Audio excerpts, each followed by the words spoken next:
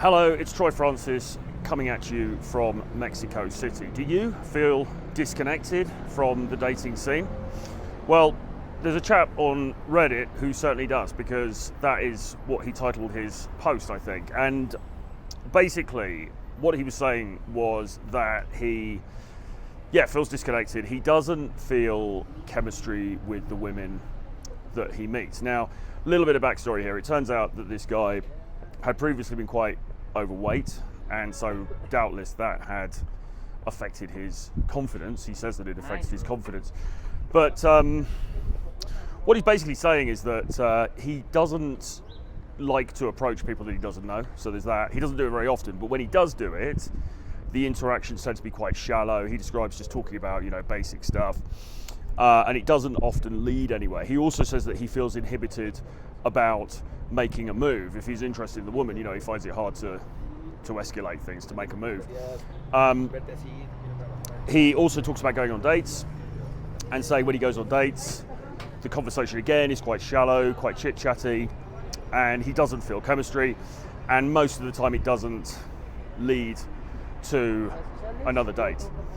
And so he's basically saying, all right, so is it just me, or are other people out there feeling disconnected in dating? And I'm sure it's not just him. In fact, I know it's not just him. I know there are other people. There's probably people watching this now who feel disconnected from the modern dating scene, and people who are considering giving up on dating, And I don't entirely blame those people, but perhaps it's a symptom of making videos like this and people who create content like this talking about the dating marketplace, and guys getting this idea that it's this homogenous thing, this entity that is fixed and is the same everywhere and doesn't alter for different people. Because it's more nuanced than that. You've got to think about it in a more subtle way. Yes, there is overall a dating marketplace, we can say that. We can talk about particular geographical areas. I think that's the most useful way. So we can talk about the Anglosphere, so Britain, the United States, Canada, Australia, for example. There's, broadly speaking, a certain culture in dating that we can talk about in overarching terms in those places. The culture in Latin America is slightly different. The culture in Eastern Europe is slightly different as well. So we can talk about overarching trends in dating in these places. But what you've got to remember is that when you interact as an individual with the dating marketplace, your experience is not going to be the same as mine, and my experience is not going to be the same as the next guy over there's, right? It's different depending on a number of things, and we know this, don't we? Because everyone bangs on about how if you're a 7'9" Chad, then everything's really easy for you, and if you're not, then it isn't. So people already understand intuitively that the dating marketplace is different for different people, and it makes sense then that if you do different things when you're out there on the dating scene, then you're going to get different outcomes as well, okay? So when this guy is saying, is it just him that feels disconnected from modern dating? Well, no, of course it isn't. And I think a lot of people, this is why channels like this exist. This is why we make videos about this stuff. This is why we talk about it all the time, because it is problematic, And guys, particularly young men, find dating very, very hard and very challenging, particularly in the Anglosphere countries that I mentioned. And it's a real thing, for sure. But the implication of his post is almost, well, the way I read it anyway, is that there's some meta sort of thing going on in dating that means that people just don't connect on a deeper level anymore. And that is something I would entirely refute, okay? That is really down to, and I'm not being harsh here, but that really is down to you as an individual, okay, to forge deeper connections with people, okay? Your job as a guy, when you go out into dating, whether you're talking to a girl at the coffee shop or whatever, or whether you're on a date with her, your job is to try to ignite that chemistry with her. Now, the reality is, you're not going to be able to do that with every woman you meet, because it just, like, most women are not really going to be interested in you. There are going to be some women who are really, really interested in you and think you're amazing just because they like you, they fancy you, they find you attractive off from the bat. And then there's going to be a lot of women who are sort of in the middle, who are like, well, yeah, he's okay. They're not necessarily 100% sold on you from the off, but they're like, yeah, he's all right, I'll give him a chance, I'll go on a date with him, whatever. And with those women, and also to some extent the women in the first camp, your job is to create the chemistry, okay? And that is a learnable skill, all right? Your job is to endeavor to ignite that chemistry with her, okay? And you get a you get a certain amount of time in order to do that. You get the duration of a date, or you get the duration of a conversation with her when you first meet, okay? When you can endeavor to ignite that chemistry. And if you fail to ignite that chemistry, because in most cases, she isn't going to do it for you, because despite it being 2023 and all the rest of it, it's still generally expected that the guy is the one who sort of leads the interaction and makes things happen. Let's go back over here, actually. If you don't generate that chemistry or attempt to ignite that chemistry, then she's just going to think, well, I wasn't really feeling it. It was more of a friends thing. There wasn't really a vibe there. And she's not going to see you for a second date, okay? And that is on you. Now, again, subtle thinking here, It's not black and white. Sometimes you will encounter a woman with whom, whatever you did, you weren't going to ignite chemistry, okay? And she doesn't see you again, fine. All right, whatever. Those things happen, okay? But in many cases, particularly when we're talking about dates, because, she's there for a reason. She obviously liked you enough to come and spend an hour or a couple of hours with you, right? So you had a chance, and if the chemistry is not there, then you have to, I don't want to say accept responsibility, because it's not a blame game thing, but you have to look at what you're doing and think, well, could I have been doing some different things? And would the outcome have been different if I did? And in many cases, the answer to those questions is yes, because this is, when we coach guys, this is what we coach, all right? These things are learnable skills. There are things that you can do. There are things that you can say. There are mindsets that you can employ in order to be more impactful when you're on dates, okay? In order to be more flirtatious when you're dealing with members of the opposite sex. There are things that you can learn, and there are things that you can do. Okay, and part of that, igniting chemistry, is flirting, okay? And, what is flirting? Well, we'll maybe do another video on that at another time. But, you need to be spiking things up. You need to be creating a little bit of tension there, all right? You don't want to be this bland, boring guy who's just talking about his job or her job and agreeing with everything she says. And, you need to inject humor. You need to inject playfulness. These are things we talk about all the time. So there's a whole skill set there that can be learned. But the other part of this, and I think this goes more to the heart maybe of what this gentleman is saying in his post, is, are you employing empathetic listening? All right? Are you actually trying to get to know her when you go on these dates? I mean, you talk about meeting people and then saying, oh yeah, and we just talked about general chit chat, as if that was somehow beyond your control, as if that was nothing to do with you, that was just what happened.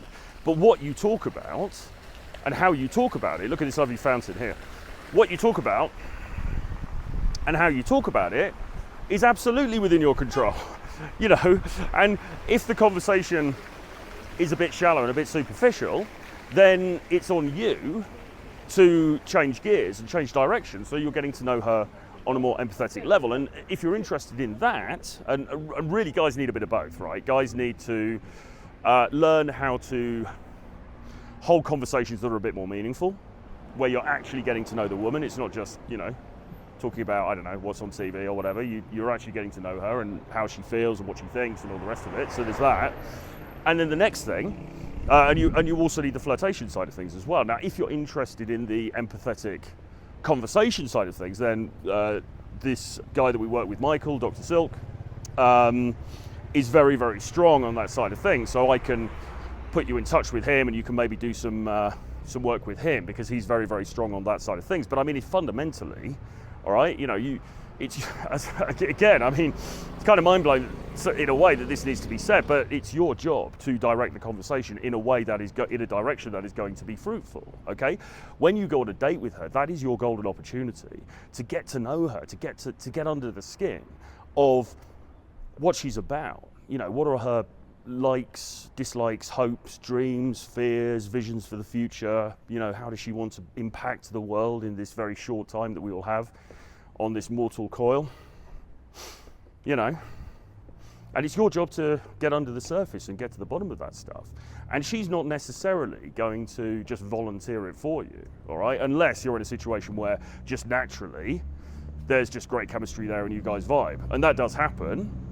But if you're skilled in the areas that I'm talking about in this video, then you can make it happen more often than not, okay? Because sometimes you go on a date with a woman and maybe she's a bit nervous, you know? Because girls get nervous too, remember? Maybe she's a bit nervous, or maybe she's a little bit shy, or maybe, you know, she finds it hard to open up to new people or whatever, and that's fine, right? A lot of us do. But it's your job to make her feel comfortable. It's your job to lead the conversation in the right direction so that, you know, she's more likely to open up to you. It's your job to make her feel safe with you, but at the same time, it's your job to ensure that there is also a slightly flirty component to this, so that it's not just a friend zone chit chat, all right? There's a lot of things here that are in your control. Not everything, because as I said, ultimately, if she, you know, she's just not interested in you, then all of this goes out the window, because there's probably very little that you can do. But again, this is why you need to be meeting multiple people. You need to be going out and being social and bringing lots of new people into your life, because some of them you're not going to vibe with, and there's not a lot you can do. You can try, but, you know, probably there's not a lot you can do. But a great many of them are going to be somewhere in the middle. And actually, it's how you behave, and it's how you talk, and it's how you utilize skills like flirtation and empathetic listening, which is going to make the difference, okay? And it sounds to me like this gentleman is, firstly, not meeting enough people, so that's the first thing. And secondly, when he is meeting women, and he is going on dates, and I can't say this 100% because I haven't met him or been on one of his dates, but it's likely that he's dropping the ball, okay? It's likely that he is not flirting. You know, he's not injecting chemistry. He's not being challenging or fun or playful. It's likely that he is not asking the kinds of questions that are going to encourage her to open up to him, okay?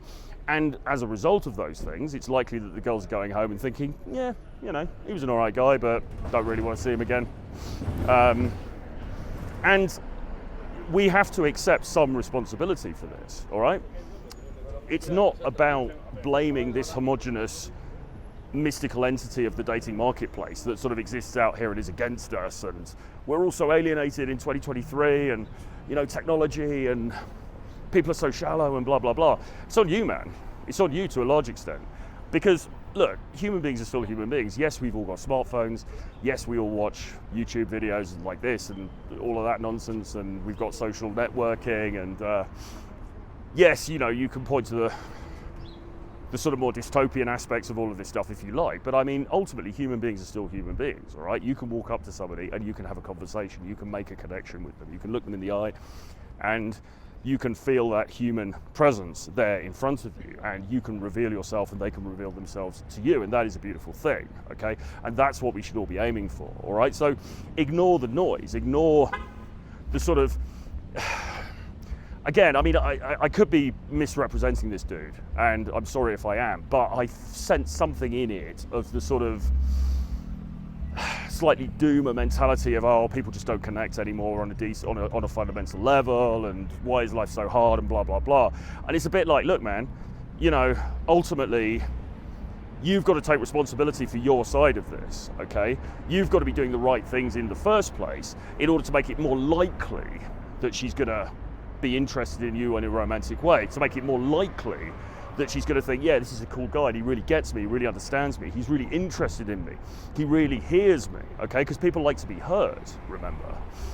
And if you're not doing those things, then you're going to drop the ball more often than not. And even if there was, you know, an opportunity, if she's not sort of impressed by you, or if she doesn't feel that connection, and as I say, really, creating that connection is something that we must strive to do. That is the whole skill set that we teach, okay? If you're not doing the right things, then, you know, you're not going to get good results. So there's no point in blaming modern dating for that or anything else. It's just, you are not creating connections with other human beings in the way that you could be, all right? And it's something I feel very strongly about because, you know, I travel around a bit and meet different people and stuff. And as I say, I mean, you know, people are people, right? You know, you can walk into a bar in a foreign city, you can smile at somebody, that connection is there, okay?